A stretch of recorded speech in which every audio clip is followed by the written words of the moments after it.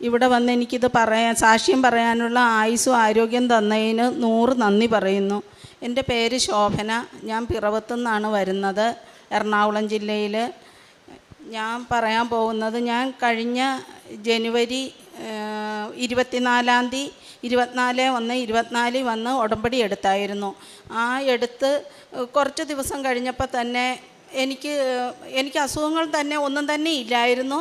നേരത്തെ ഇങ്ങനെ എനിക്ക് തയ്യൽ ജോലിയാണ്, അതുകൊണ്ട് എനിക്ക് എപ്പോഴും തുമ്മലും അലർജി ശ്വാസം മുട്ടലും ഉള്ളതുകൊണ്ട് അതിൻ്റെ മരുന്ന് ഞാൻ വർഷങ്ങളായി വലിച്ചുകൊണ്ടിരുന്നതാണ്. അത് കഴിഞ്ഞപ്പോഴത്തേക്കും ഞാൻ ഇവിടുത്തെ പരിശുദ്ധ അമ്മയുടെ തൈലം എന്നും എൻ്റെ മൂക്കെ തൂക്കുമായിരുന്നു. അത് കഴിഞ്ഞപ്പോൾ എനിക്ക് എന്തോ തുമ്മലങ്ങ് മാറി, പിന്നെ ശ്വാസം മുട്ടലും മാറി. പിന്നെ ഞാൻ ആ മരുന്ന് വലിക്കാതെയായി, മേടിച്ച് വയ്ക്കുമെങ്കിലും ഒരിക്കലും വലിക്കാതെ, പിന്നെ ഓരോ ദിവസവും വലിക്കാതെ, അങ്ങനെ എൻ്റെ ആ അസുഖം അതോടുകൂടി അങ്ങോട്ട് മാറ്റി തന്നു മാതാവ്. പിന്നെ ഒരു 2 മാസമൊക്കെ കഴിഞ്ഞപ്പോഴത്തേക്കും എനിക്ക് വെറുതെ തോന്നി, എൻ്റെ എല്ലാവർക്കും വയറിന് അസുഖങ്ങളൊക്കെ ഉള്ളതുകൊണ്ട് വെറുതെ ഒന്ന് പോയി സ്കാൻ ചെയ്യാം, കടയിൽ തിരക്കും കുറവായതുകൊണ്ട് മാത്രമായിട്ട്. അല്ലെങ്കിൽ ഞാൻ ഒരാശുപത്രിയിലും പോകുന്നതല്ല. ഞാൻ അവിടെ അടുത്തുള്ള ഹോസ്പിറ്റലിൽ പോയി ചെന്ന് ഗൈനക്കോളജിസ്റ്റിനെ കണ്ട്. എന്താണെന്ന് ചോദിച്ചപ്പോൾ ഞാൻ പറഞ്ഞു, ചുമ്മാ വെറുതെ വയറൊന്ന് സ്കാൻ ചെയ്യാൻ നോക്കാൻ വന്നാന്നാണ് പറഞ്ഞത്. അന്നേരം അവർ എന്നെ അവിടെ കിടത്തിയിട്ട് വയറൊക്കെ ഞെക്കി നോക്കി എൻ്റെ അടിവയറ്റിൻ്റെ അവിടെ ഞെക്കിയപ്പോൾ ഞാൻ പറഞ്ഞു, അവിടെ ഇങ്ങനെ ഞെക്കുമ്പോൾ ഒരു ചെറിയ വേദനയുണ്ടെന്ന് പറഞ്ഞു. അന്നേരം പറഞ്ഞു, എന്നാൽ നമുക്കൊന്ന് സ്കാൻ ചെയ്യാമെന്നും പറഞ്ഞ് പിറ്റേ ദിവസം സ്കാൻ ചെയ്ത് കഴിഞ്ഞപ്പോഴാണ് പറയണത്, എൻ്റെ യൂട്രസിനകത്തും ഓവറി 2ലും വലിയ മുഴകളാണെന്ന്. ഡോക്ടർക്ക് തന്നെ അതിശയമാണ്, ഇതുണ്ടായിട്ടും ഇത്രയും നാൾ നിങ്ങൾക്ക് ഒരു പ്രശ്നവും ഇല്ലായിരുന്നു. എൻ്റെ വയറ് ഒത്തിരി വീർത്തുമല്ല ഇരുന്നത്. എൻ്റെ വയറ് വേദന ഉണ്ടാകുകയോ എനിക്ക് വേറെ ഒരു പ്രശ്നവും ഇല്ല. ഞാൻ എപ്പോഴും നല്ല സുഖമായിട്ടാണ് നടന്നുകൊണ്ടിരുന്നത്. എനിക്ക് ഒരസുഖവും ഇല്ല, ഒരു കുഴപ്പവും ഇല്ല എന്ന്. അപ്പോൾ ആ ഡോക്ടർ ചോദിച്ചു, പിന്നെ എന്തുകൊണ്ടാണ് നിങ്ങളിപ്പോൾ വരാൻ തോന്നിയെന്ന് ചോദിച്ചപ്പോഴും എനിക്കറിയത്തില്ല, എനിക്ക് ചുമ്മാ വരാൻ തോന്നി. പിന്നെ സ്കാൻ ചെയ്തപ്പോൾ ഇതൊക്കെ കണ്ടപ്പോൾ ഞാൻ ഡോക്ടറോട് പറഞ്ഞു, ഞാൻ കൃപാസനത്തിൽ പോയി ഉടമ്പടി എടുത്തു, അപ്പോൾ എന്നെ മാതാവ് തോന്നിപ്പിച്ചതാണെന്ന് പറഞ്ഞു. എനിക്ക് വലിയ വിഷമമൊന്നും തോന്നിയില്ല ഇതാണെന്നൊക്കെ അറിഞ്ഞിട്ട്. ഞാൻ പിന്നെ വീട്ടിൽ പിള്ളേരോട് പറഞ്ഞു കഴിഞ്ഞപ്പം വേഗം തന്നെ ഞങ്ങൾ പിറ്റേ ദിവസം തന്നെ കാരിത്താസിൽ പോയി, ഹോസ്പിറ്റലിൽ പോയി. അവിടെ ചെന്ന് അവിടുത്തെ സൂപ്രണ്ട് ഡോക്ടർ ബാബു ഡോക്ടറെയാണ് കണ്ടു കഴിഞ്ഞപ്പം സ്കാനിങ് ഒക്കെ കാണിച്ചു കഴിഞ്ഞപ്പോൾ ഡോക്ടർക്കും അതിശയം, ഇത്രയും നാളായിട്ട് ഒരു കുഴപ്പവും നിങ്ങൾക്കുണ്ടായിരുന്നില്ലേ, ഇതെന്താണ് ഇപ്പം ഇങ്ങനെ സ്കാൻ ചെയ്യാൻ തോന്നാൻ കാരണം? ഞാൻ പറഞ്ഞു, ഞാൻ പിന്നെ ഡോക്ടർ ഇങ്ങനെ ചോദിച്ചപ്പോൾ ഞാൻ പറഞ്ഞു, ഞാൻ കൃപാസനത്തിൽ പോയി ഉടമ്പടി എടുത്തു, എന്നെ മാതാവ് തോന്നിപ്പിച്ചതാണെന്ന് പറഞ്ഞു.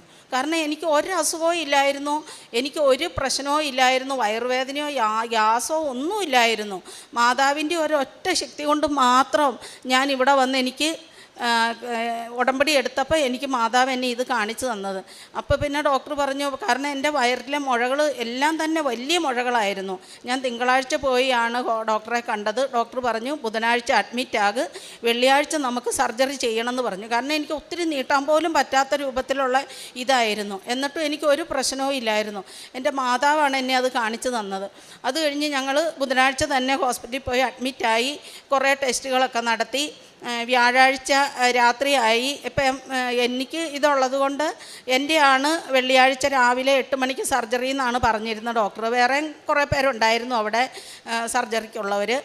എന്നിട്ട് ഞാൻ ഒരു വ്യാഴാഴ്ച രാത്രി 9:30 ആയപ്പം ഒരു 3-4 ഡോക്ടർമാർ വന്നിട്ട് എന്നോട് പറഞ്ഞു, അമ്മയുടെ കുടലിനകത്ത് ഒരു മുഴയുണ്ട്, കുറേ കുരുക്കളും ഉണ്ട്, അതുകൊണ്ട് അതും ഓപ്പറേഷൻ ചെയ്യാൻ പോവുക, ഞങ്ങളും ഉണ്ട് ഓപ്പറേഷൻ തിയേറ്ററിൽ നിന്ന്. അതൊരു ഭയങ്കര ഒരു അതിശയമായിരുന്നു. കാരണം എന്താണെന്ന് വെച്ചാൽ ഇതെടുത്ത് കളയാനിരുന്ന ഏതോ ടെസ്റ്റിൽ നിന്നാണ് അവർക്കത് മനസ്സിലായി എനിക്കിതുണ്ടെന്നുള്ളത്. എനിക്കത് കേട്ടിട്ട് എൻ്റെ ആ പിറ്റേ ദിവസം സർജറി ഉള്ള എല്ലാവർക്കും മാതാവിൻ്റെ തൈലം നെറ്റിയെ തൊടിയിച്ച് കൊടുക്കുകയും അവരവിടെയൊക്കെ ഞാൻ മാതാവിനെക്കുറിച്ച് പറഞ്ഞു, മാതാവ് കാരണമാണ് എനിക്കിപ്പോൾ എൻ്റെ സർജറിയുടെ ഇതറിയണേ. അപ്പം അവർക്കൊക്കെ അതിലും വലിയ അതിശയമായി. കാരണം ഈ 9:30 വന്ന് ഈ ഡോക്ടർമാർ ഇത് പറഞ്ഞപ്പോൾ പിന്നെ എൻ്റെ മോളുണ്ടായിരുന്നു കൂടെ, വീട്ടിലേക്കൊക്കെ വിളിച്ച് പറഞ്ഞ് ഇതും കൂടി ഉണ്ടെന്ന്. പിറ്റേ ദിവസം രാവിലെ ഞാൻ എൻ്റെ മോളോട് പറഞ്ഞു, മോള് എന്നെ എനിക്ക് രാവിലെ 8 മണിക്കായിരുന്നു ഓപ്പറേഷൻ പറഞ്ഞിരുന്നത്. 8 മണിക്ക് കൊണ്ടുപോകും തന്നെ മോള് പുറത്തിരുന്ന് പ്രത്യക്ഷീകരണ പ്രാർത്ഥന 21 പ്രാവശ്യം ചൊല്ലണമെന്ന് പറഞ്ഞു. ഞാനൊരു ഹിന്ദുവും കൂടിയാണ്, എന്നാലും ഞാൻ ബൈബിള് മേടിച്ച് വെച്ചിട്ടുണ്ട്, ബൈബിള് വായിക്കുകയും എനിക്ക് ദൈവം എന്ന് പറയണ ഒരാളേ ഉള്ളൂ എന്ന് വിശ്വസിക്കുന്ന ആളാണ് ഞാൻ. എന്നിട്ട് എൻ്റെ മോൾ അവിടെ ഇരുന്ന് 21 പ്രാവശ്യം അത് ചൊല്ലി. എനിക്ക് എന്നെ ഓപ്പറേഷൻ തിയേറ്ററിലേക്ക് കൊണ്ടുപോകുന്ന വഴിക്കൊക്കെ വിശ്വാസ പ്രമാണവും സ്വർഗസ്ഥനായ പിതാവും നന്മ നിറഞ്ഞ മറിയവും ഇങ്ങനെ ഇടതടവില്ലാതെ എൻ്റെ ബോധം മറയാനുള്ള അവർ കുത്തിവെക്കുന്നത് വരെ ഞാനിത് ചൊല്ലിക്കൊണ്ട് തന്നെയാണ് ഇരുന്നത്. ഇടയ്ക്കൊക്കെ എന്നെ അവിടെ കുറേ നേരം കൊണ്ട കിടത്തി. അന്നേരം ഒക്കെ ഞാനിത് ചൊല്ലുമായിരുന്നു. അത് കഴിഞ്ഞ് എന്നെ ഓപ്പറേഷൻ തിയേറ്ററിൽ 8 മണിയായപ്പോൾ കയറ്റി. 2:30 ആയപ്പോഴാണ് എൻ്റെ ഓപ്പറേഷൻ തീർന്നത്. അപ്പോൾ ഇടയ്ക്കിടയ്ക്ക് ഡോക്ടർ വന്ന് എൻ്റെ ബന്ധുക്കളോട് പറയുമായിരുന്നു, എൻ്റെ വയറിനകത്ത് മുഴയുണ്ടായിരുന്നു, കുറേ കുരുക്കളുണ്ടായിരുന്നു, അതെല്ലാം അവർ ചിരണ്ടി കളഞ്ഞു. പിന്നെ കുറേ ഭാഗം കട്ട് ചെയ്ത് കളഞ്ഞ് ടെൻ്റ് ഇട്ടാണ് അവർ ഇതാക്കിയിരിക്കുന്നത്. എന്തായാലും എൻ്റെ ബന്ധുക്കളോട് പറഞ്ഞത് ഒരു ഭയങ്കര ഭാഗ്യമാണ്. ഈ തലേദിവസം ഞങ്ങൾ ഇതറിഞ്ഞത്, ഒറ്റയടിക്ക് ഇത് തന്നെ തീർക്കാൻ പറ്റിയില്ല എന്ന് പറഞ്ഞു. അങ്ങനെ പറഞ്ഞ് എൻ്റെ സർജറി കഴിഞ്ഞിട്ടും വേറെ ICU കൊണ്ട് കിടത്തി കഴിഞ്ഞപ്പോൾ എനിക്ക് ശകലം പോലും വേദനയോ ഒന്നുമില്ലായിരുന്നു. വേറുള്ളവർ യൂട്രസ് മാത്രം എടുത്ത് കളഞ്ഞവരൊക്കെ അവിടെ അടുത്തൊക്കെ കിടന്ന് ഭയങ്കര കരച്ചിലായിരുന്നു. അന്നേരമൊക്കെ ഞാൻ സിസ്റ്ററോട് പറഞ്ഞു, സിസ്റ്ററെ എൻ്റെ മാതാവിൻ്റെ തൈലം എൻ്റെ കയ്യിലുണ്ട്, അവരുടെ നെറ്റിയെ കൊണ്ട് ഒന്ന് കുരിശ് വരച്ചു കൊടുക്ക് എന്നും പറഞ്ഞ് ഞാൻ അവരെ പയ്യെ തോണ്ടി വിളിക്കും. ഷൂ എന്നും പറഞ്ഞ് വിളിച്ച് അങ്ങനെ പറഞ്ഞ് അവർ കിടക്കുന്നവർക്കൊക്കെ കൊണ്ട് അവർ തൈലം കൊടുക്കുമായിരുന്നു. പിന്നെ മാതാവിൻ്റെ കാശുരൂപം എൻ്റെ ഞാൻ ഇട്ടിരുന്ന ഉടുപ്പയിൽ കൊണ്ടുവന്ന് പതിപ്പിച്ച് വെച്ചു. ഓരോ ദിവസവും ഡ്രസ്സ് മാറുമ്പോഴും അതെൻ്റെ ഉടുപ്പയിൽ പതിപ്പിച്ച് വെക്കുന്നുണ്ടായിരുന്നു. അവിടെ വരുന്ന എല്ലാ ഡോക്ടർമാർക്കും സിസ്റ്റർമാർക്കും അറിയായിരുന്നു ഞാൻ കൃപാസനത്തിൻ്റെ മാതാവിൻ്റെ ഒറ്റ ഇതുകൊണ്ട് മാത്രം രക്ഷപ്പെട്ട ഒരു രോഗിയാണെന്ന്. എന്നാൽ എനിക്ക് ഇത്രയും അസുഖങ്ങളുണ്ടായിട്ട് എൻ്റെ മനസ്സിന് ഒരു വിഷമോ ഒരു ബുദ്ധിമുട്ടോ ഒന്നും തോന്നിയില്ല. എന്തോ ഭയങ്കര സന്തോഷമായിരുന്നു. അത് കഴിഞ്ഞ് 13 ദിവസം ആശുപത്രി അവിടെ കിടന്നിട്ടാണ് ഞങ്ങൾ അവിടുന്ന് ഡിസ്ചാർജായി പോയി. പിന്നെ 3-4 ദിവസം കഴിഞ്ഞ് വീണ്ടും ആശുപത്രി വന്നപ്പോൾ എന്തോ ബയോപ്സിക്കൊക്കെ അയച്ചിട്ടുണ്ടായിരുന്നു.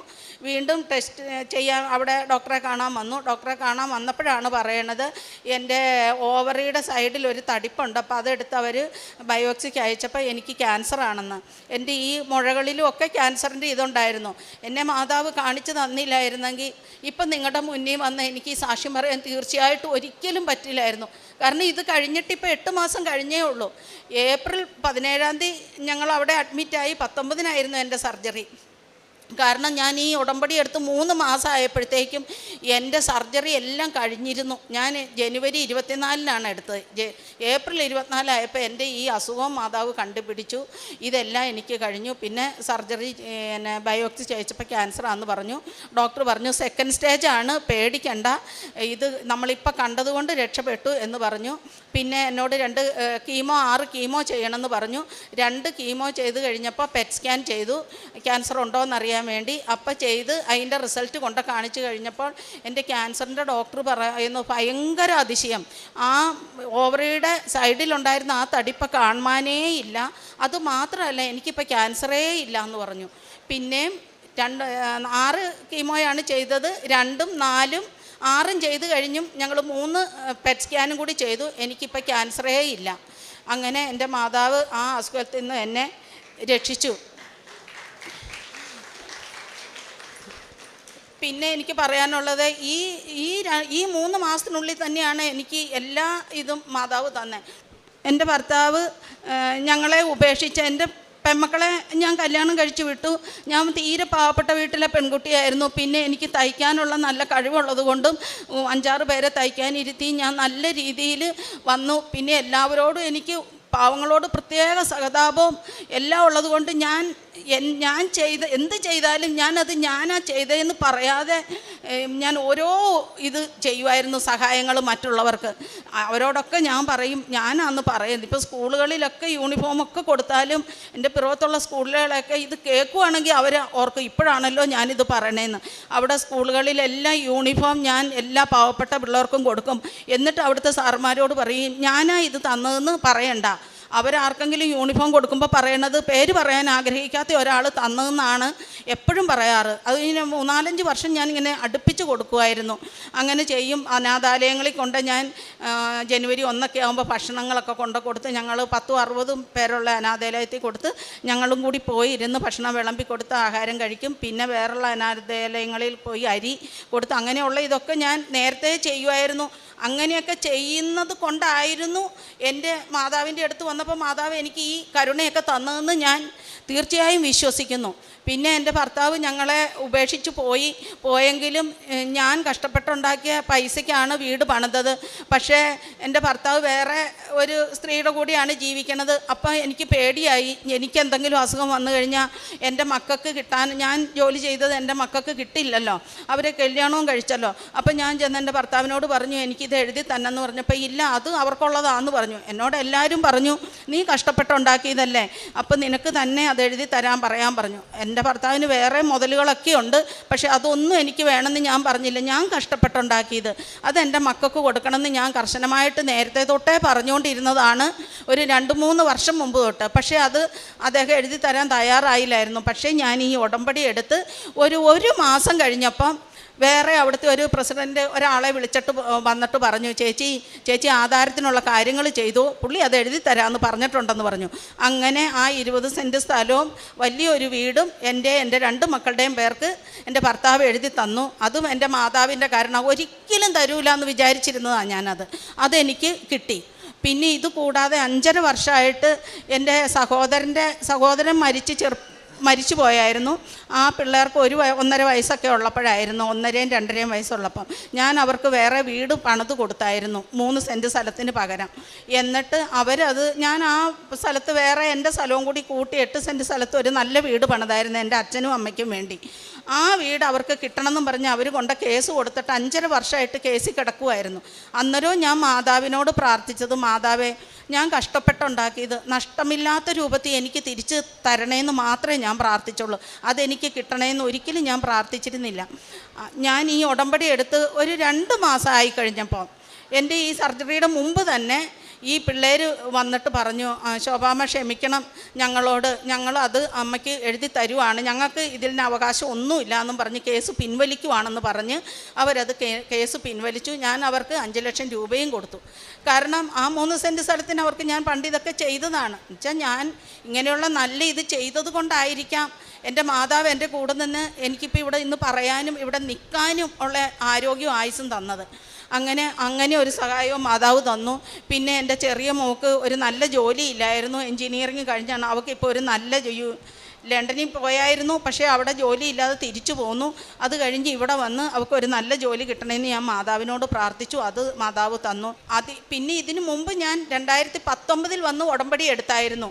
ഉടമ്പടി അന്ന് എടുത്തു കഴിഞ്ഞപ്പോഴത്തേക്കും എനിക്ക് എടുക്കാനുള്ള കാരണം എൻ്റെ കൂട്ടുകാരികൾക്കൊക്കെ അറിയാം, ഞാൻ എല്ലാവരെയും വളരെ സഹായിക്കുന്ന ആളാണ്. എൻ്റെ മോളെ കെട്ടിക്കാൻ വെച്ചിരുന്ന സ്വർണം മുഴുവനും പണയം വെച്ച് 15.5 ലക്ഷം രൂപ ഞങ്ങളുടെ വീടിൻ്റെ അടുത്തുള്ള ഒരു പെൺകുട്ടിക്ക്, അവർക്ക് ഒരു ഗതിയില്ല, നേഴ്സുമാണ്, പക്ഷേ അവൾക്ക് യൂറോപ്പിൽ പോവുകയും ചെയ്യണം.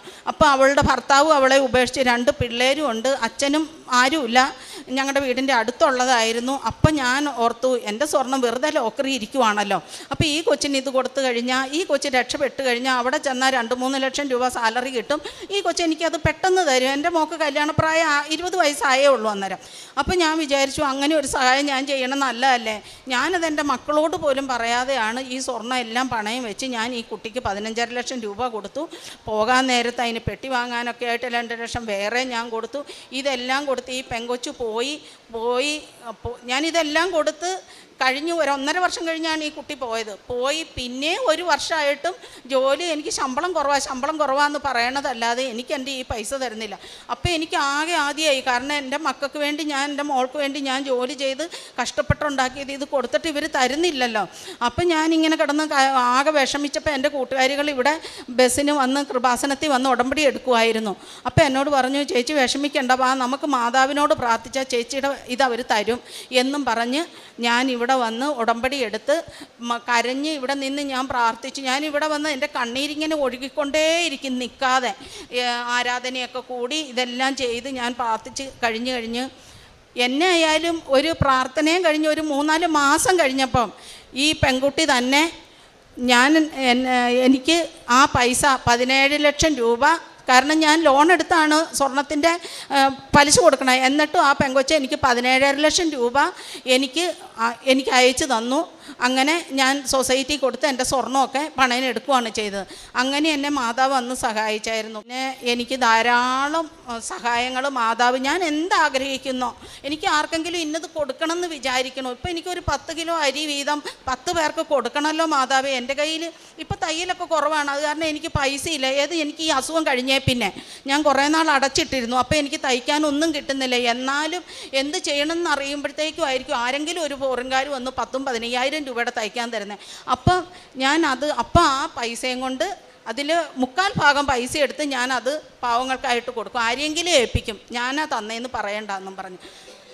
പിന്നെ ഞാൻ ബൈബിള് മേടിച്ച് വെച്ചിട്ടുണ്ട്. ഞാൻ ബൈബിള് വായിക്കും. എന്നും തന്നെ തിരി കത്തിച്ച്, നീലത്തിരിയും പച്ചത്തിരിയും കത്തിച്ച് ഞാൻ എന്നും രാവിലെയും രാത്രിയിലും പ്രാർത്ഥിക്കും. ഞാൻ കീമോ ചെയ്ത് കിടന്ന സമയത്ത് ഒരു 3-4 മാസം എനിക്ക് പ്രാർത്ഥിക്കാൻ പറ്റിയില്ല, കാരണം എനിക്ക് ഒട്ടും വയ്യായിരുന്നു.